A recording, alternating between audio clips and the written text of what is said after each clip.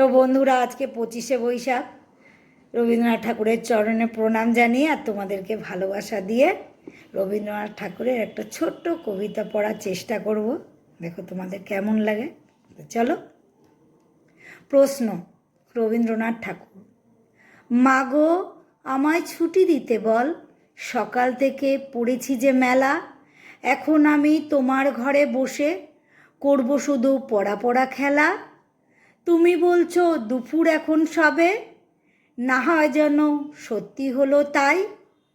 একদিনও কি দুপুরবেলা হলে বিকেল হলো মনে করতে নাই? আমি তো বেশ ভাবতে পারি মনে, সূর্যি ডুবে গেছে মাঠে শেষে।